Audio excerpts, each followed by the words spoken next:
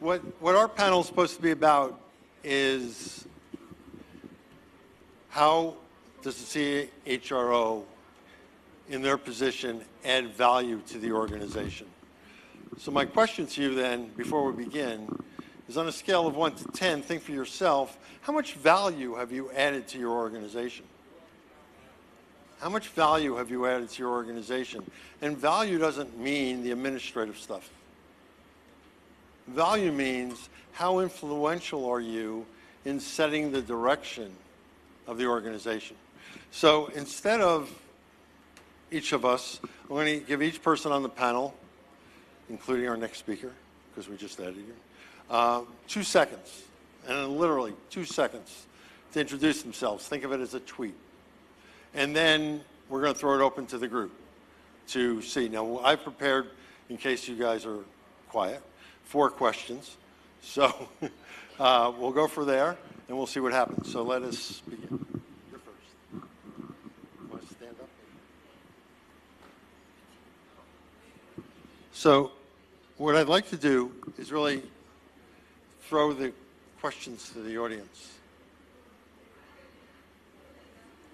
There you go. And see what are the questions that you have that say, what are they doing? Now, let me give you just a little bit of information, maybe to help generate some questions. One of the things that was talked about in the presentation earlier was data. And the question is, what is data? What kind of data do you use? And is it necessary for the HR person in the future in order to be able to be successful to actually know programming, to actually be able to do coding? The other provocative question, which comes out of a lot of the current discussion in the HR community, is that HR is obsolete.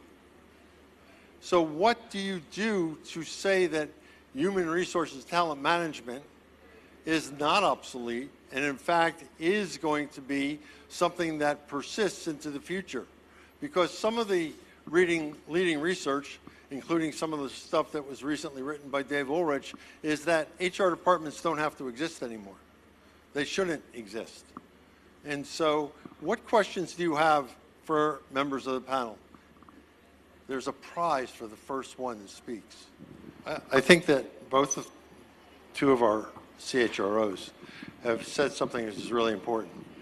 HR thinks they know the solution, and they don't ask employees first. And that employees will give you the insight that you need to be successful.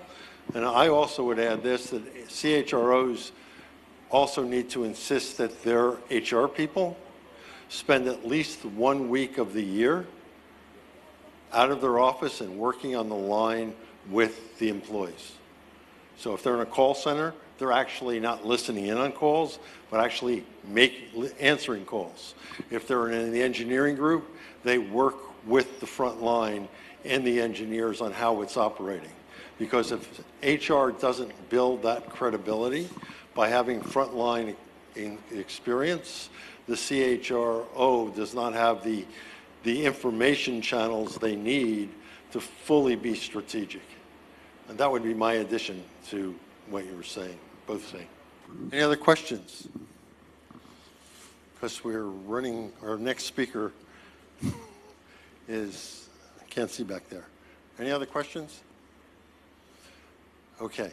So what I'd like to do is, it's interesting that our speakers, our panelists responded to things. I tried to think of this and summarize it before I got here, and they've actually covered most of the 8 points that I'm just going to run through quickly. And if anybody wants copies of these 8 points on the slides, I'll gladly share them with you and send them to you. Recognize that value is defined in the eyes of the beholder. So if you are going to add value as a CHRO, you got to find out what value means to other members of the executive team. Number 2, know your clients, both internal and external. Know who your clients are and why they're your clients and what are their problems. The best way I always find to do that as a consultant is ask them, what's your key objective and what's it look like a year from now if you're successful? because that gets into a lot of discussions around the obstacles and challenges they face. The third one's be aware of the confluence and influences in your business. That's both internal and external. You need to be able to know what's happening in your industry. You need to be more knowledgeable than anybody else on the executive team. The fourth one, define the organizational needs first, which is interesting with your question. First, define the population and what those roles are, and then talk about filling them. A lot of organizations say, this is a talent we have, so we got to kind of work with it. No, you don't. Jobs are changing. Technology's changing. What's useful today might be obsolete tomorrow. And if your staff doesn't keep up with that, maybe the staff has to be let go. You have to be able to know what your needs are of the organization to be successful. And one of the biggest issues is learn how to use data by telling stories.